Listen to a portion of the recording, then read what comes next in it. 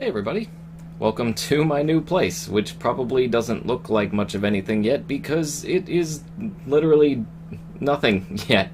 I've barely got anything set up in here, nary so much as a poster or whatnot, but I am still here to try to deliver content to you. Internet issues I am having be damned. And I am going to start that by revisiting some older games that I have always wanted to for systems that we never got in the States previously, such as the Famicom. So I'm going to be starting with a little title called Mech Fighter. You can't actually read that there unless you can read Japanese, but that's exactly what this is. This is a very, very, in my opinion, underrated title that I had always been meaning to check into. So let's do it. Let's give it a whirl.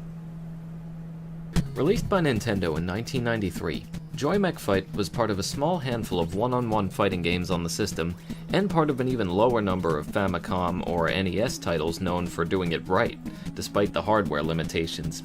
You may recognize the main character Sukapon, known for being both a sticker in Super Smash Bros. Brawl and an assist trophy in the upcoming Super Smash Bros. Ultimate. Well, he's the star here. The story is simple. Two scientists, with the names of Dr. Little Eamon and Dr. Ivan Warner, created the robot Sukapon, among others, with the intent of making the greatest robots in the world. Dr. Warner suddenly went rogue one day, declaring his intention to conquer the world. Sukapon is soon brought in by Dr. Eamon to stop Dr. Warner and save the day. You can definitely make some comparisons to Mega Man with this one. The gameplay is what's truly interesting here. Although your only buttons are the D-pad A and B, there are a host of great combinations you can perform with them, creating all kinds of combos, grabs, and special attacks. You'll also notice that the characters have no limbs, and kinda look like something out of Rayman, even though this game actually predates Rayman by about 2 years. This was actually a genius move on the part of the developers, as it allowed the game's movement and controls to be silky smooth, especially for a platform like the Famicom. The cartridge also packs a surprising amount of modes, and things to do in general. On top of the large one-player quest mode, more on that in a minute, you also get a versus mode, a quick play type mode for fighting a CPU opponent, and a mode that lets you pit two CPU opponents against each other. Heck, it's even got an informative tutorial. How often can you say that about fighting games anymore?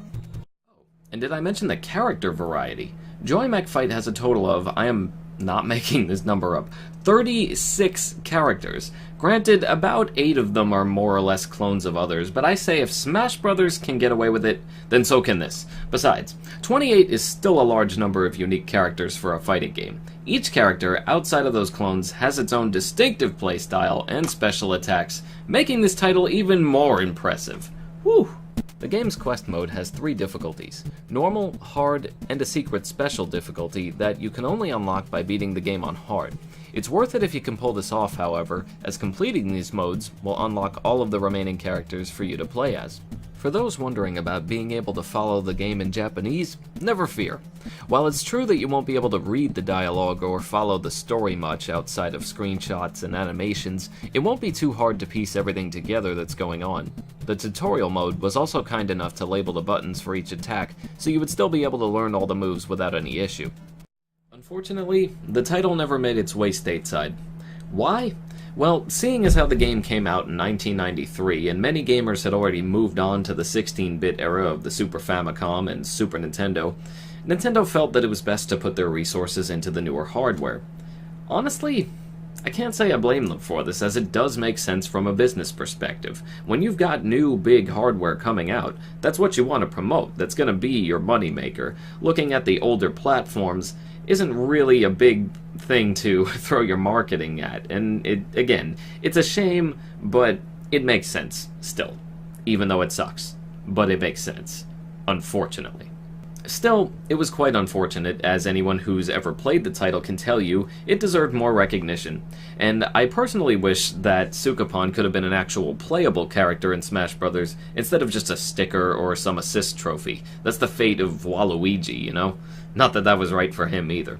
I mean, for Nintendo's first good attempt at the one-on-one fighter, unless you consider that to be Urban Champion, which I really don't, you would think that the Smash series would have been more appreciative of this game's legacy, but I don't know. I suppose it just wasn't meant to be. And that's going to do it for this edition of the Niche Nook. I am JDOmnislash. If you liked what you saw, please remember to hit like and subscribe below for more games and fun. And even if you're just curious to see what the hell I put up on my walls soon, I don't care. I hope to hear from you soon. Later.